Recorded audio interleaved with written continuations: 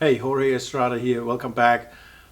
Right now, I want to talk to you about something that's near and dear to my heart, and it's very important for us as individuals, but also for us as a nation. And this is the Second Amendment. And a lot of people hate it. A lot of people think once we give up all the guns, crime will disappear. And they have to get a little reality check because that's not how it works. We have to go back to see how it started with the Second Amendment, where it came from. And this is when we fought the war for American independence. We didn't have a fully established army that has all the supplies and all the equipment for the people. So a lot of the people, if not most of the people, brought their own equipment, their own guns, their own everything. There wasn't even uniforms. So they knew in order, and it was a civil war. It were Englishmen fighting the English king. But they knew without people having the equipment, it was impossible to fight a tyrannical government, or any government for that matter. So they put this in, made it a law. It's the foundation of our country. Because without that, we couldn't have done it. And I mean, thanks to Lafayette, we got literally boatloads of guns and equipment later on. But it's important. So it was not written about hunting. It was not written about shooting sports. And it's not written about collecting guns. It is to make sure the people have an adequate force to fight a tyrannical government. And the first thing that a tyrannical government does, and I bring up Hitler, not because he's the only dictator out there, but he's probably one of the best known around the world. So what a dictator does is they confiscate all guns and control the media, right? So let's focus on the guns. That's what they did in Nazi Deutschland. They told people to turn in their guns. They had check-in points. It's like an amnesty box like we have here with drugs. No repercussions, right? So what happened is they gave up their guns, and the Jews were arrested on the spot. Guess for what were they arrested? Illegal gun ownership. So imagine the government lying to you. Oh my God, that like never happens, right? So these people were arrested on the spot, and the population was disarmed. So then, once the population was disarmed, the SS troops were going around collecting all the other Jews that were still out there. And they knew people were hiding them. And now imagine that. The person that came to your house looking for Jews, 9 times out of 10, killing them on the spot. If you hit them on purpose, they kill you too. That was your friendly government worker, friendly government official. And we can never, ever go back to that. But it starts with keeping the population armed. That is step number 1. So when the government tells me I have to give up my guns, I get suspicious. The hair on my back is standing up. Why? We lost guns to the cartels. We left guns in Afghanistan. We sent guns to Ukraine.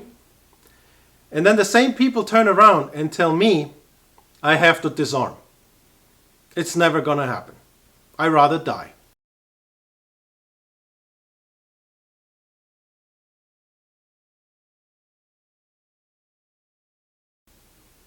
That's the same thing that they try with the AR-15. Which they like the term assault rifle, right? It again goes back to the Germans. Why they keep still screwing us up, right? With their Sturmgewehr. But they also had this in the military ranks. They had a Sturmbannführer. So I don't know what that equates to. It's probably some colonel or something. And so we have to thank them for a word that is now, making people's mind explode. There is more semi-automatic rifles out there than the AR-15. So when they want to ban it, it's not because that particular gun is so bad. It's their foot in the door. And then they come for other guns. That is the simple truth. And a government that wants to disarm the population is never a good government. And if I get elected, I will stand up for the Second Amendment. I will absolutely protect this right. I will protect all our rights. But that makes us equal. Same with us as individuals. Tell me this. If somebody kicks in, all the guns are banned. No more guns. Tomorrow somebody kicks in your door, what you gonna do? Quick, what you gonna do? You gonna find a kitchen knife, a baseball bat, you run out the back door, what you gonna do? And then that person has a gun. Oh shit, game over, right? So this is, if the government tells me to give up my guns, they also saying, I don't care about your life, and you have to find other means of protecting yourself against criminals. That's not okay. This is absolutely not okay. It's the greatest equalizer out there. Imagine all the women get abused and get assaulted and raped. What do? Grab for your OC spray or have this little handheld taser? No, it's not going to work. What you do is you grab your gun and handle your business. That's what you do. It's the greatest equalizer out there. Any women can handle that. They just have to get familiar with it. But there's nothing scary about it. There's nothing, we have to go back to personal responsibility. We don't use that unless we absolutely have to. But people want to take this away from you. You're not responsible, so the government has to take it away from you. Yeah, it's just funny because if I stab somebody with a screwdriver, nobody has here big marches going on to ban all screwdrivers. That's no big deal to them. No, there's such a power move to them that they have to disarm the people. And don't get me wrong, every time an innocent person is hurt or killed, it's tragic. I cannot imagine going through that.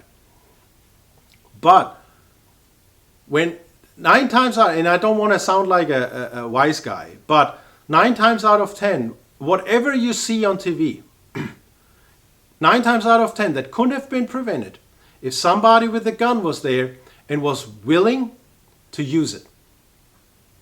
But they also scare the private citizen about that. Because a private citizen doesn't have a duty to respond like a police officer or a peace officer, a sworn peace officer. They have a duty to respond. A private citizen does not. So what they do, they scare us that should you use your gun out there, that you have to face all the lawsuits from the victim's family, and then the DA is gonna file charges and this and that.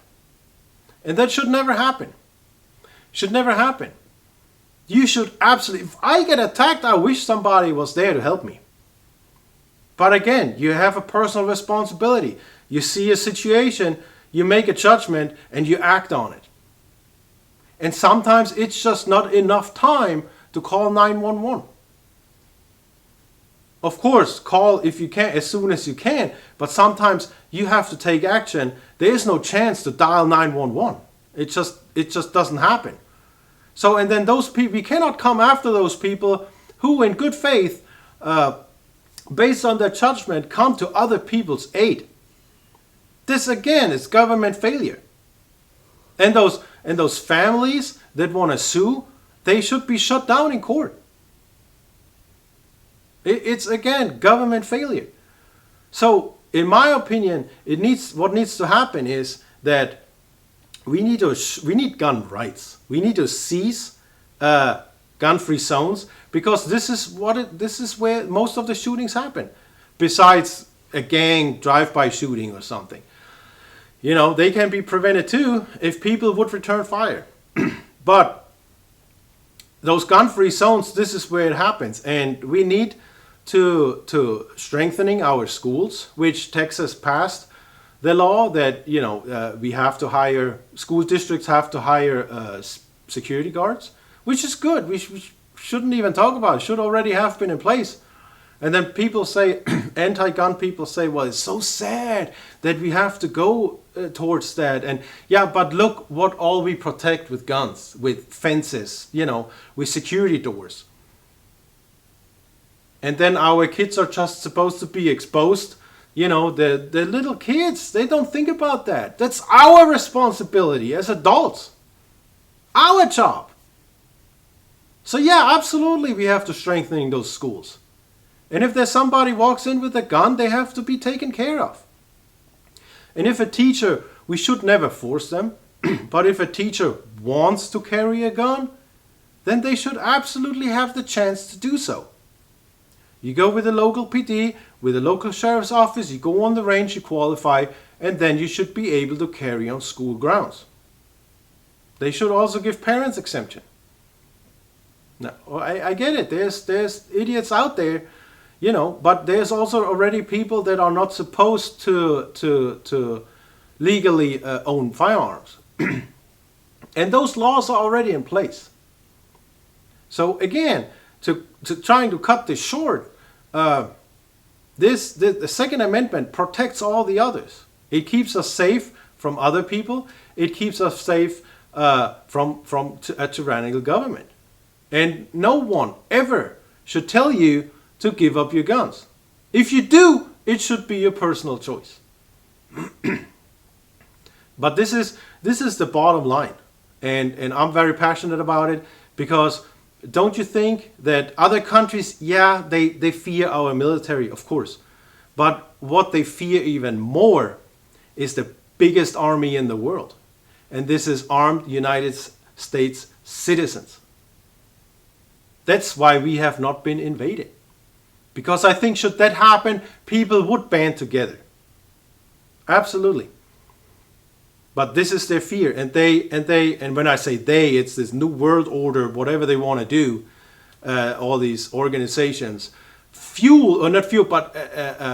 our current administration is working with them, and what they want is the total control, just like Hitler did, totale Kontrolle, and he wants to disarm us, and the AR-15 is just their foot in the door.